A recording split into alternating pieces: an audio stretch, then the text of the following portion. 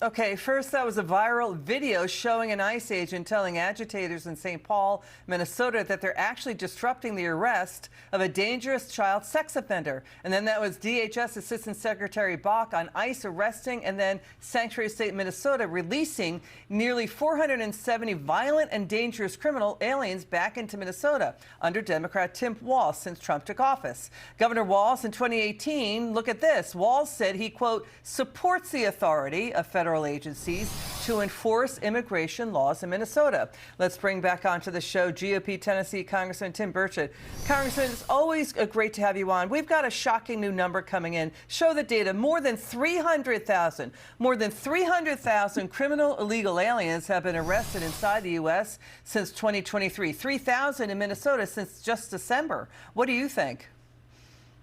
Well, I think that when you empty the trash cans of these countries into our country, that's what we're going to get, and that's what the Democrats are standing up for. You saw that one agent there; they're trying to arrest a child molester. Liz, there ought to be something that the Democrats and Republicans should agree on, that those people need to be arrested. But apparently, the Democrats don't, and the people they're paying $17 an hour to protest obviously don't either. They don't care, and I think what you're going to end up seeing, this escalation, you're going to see more and more of this, and you will see, just as in that church service, there are people that probably aren't even from Minnesota or Minneapolis or anywhere near that area, and you're going to see more of this. Yeah, Congressman, so just one day last week in Minnesota, an illegal alien convicted murderer was caught. An illegal alien with 24 criminal convictions and multiple convicted drug traffickers were caught. Now, the Pentagon is talking about sending 1,500 soldiers from the U.S. Army's 11th Airborne Division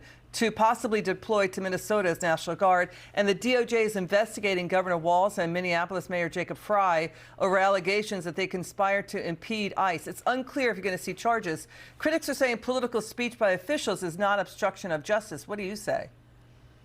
I think you'll see, just like they did in Memphis, Tennessee, the press will interview these agitators that are paid, that hate it, but then when you interview the citizens there, they love it. They don't want all this reckless behavior. They don't want the mobs. These people don't represent them. They don't want child molesters in their communities.